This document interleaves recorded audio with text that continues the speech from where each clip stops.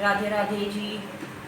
मैं राखी और मैं आपको ये बताना चाह रही थी कि मैंने अभी इसी लॉकडाउन के तहत ही 1 महीने में ढोलक की सीखा है और मेरा बड़ा इच्छा करती थी ढोलक बजाने की।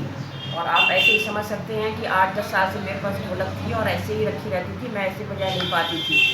बजाने के लिए मुझे दूसरों का मुँह देखना पड़ता था कि कोई आए बजाए तो फिर मैं भजन कीर्तन में गाऊँ।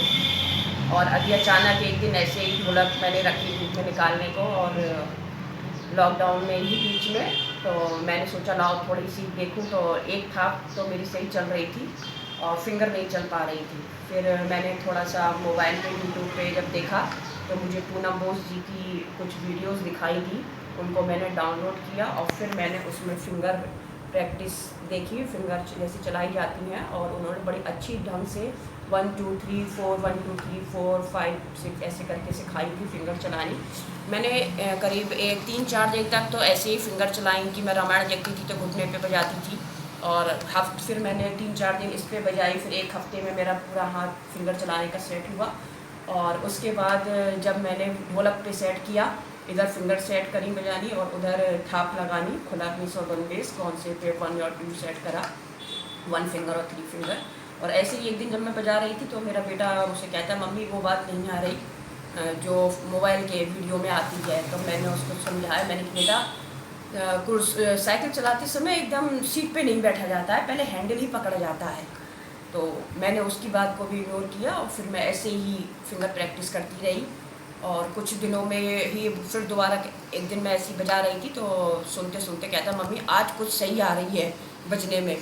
और इसी तरह से मैं अपनी प्रैक्टिस करती रही, फिंगर चलाती रही।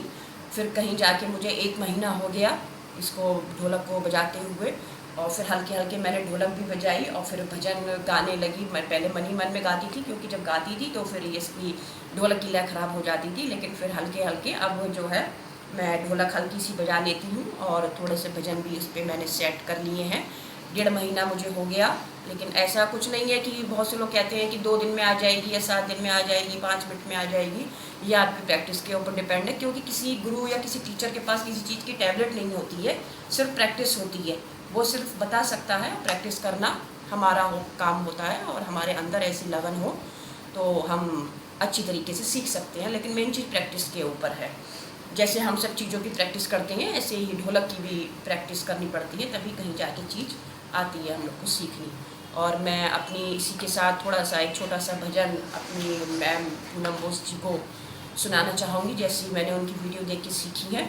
बस ये है कि ज़्यादा अच्छा तो नहीं, लेकिन हाँ थोड़ा सा काम चलाऊँ, अब बजाने लगी हूँ कि किसी का मुँह नहीं देखना पड़ेगा। Thank you ma'am. आपके लिए देखिए एक भजन गा के आपकी मैं सुना रही हूँ।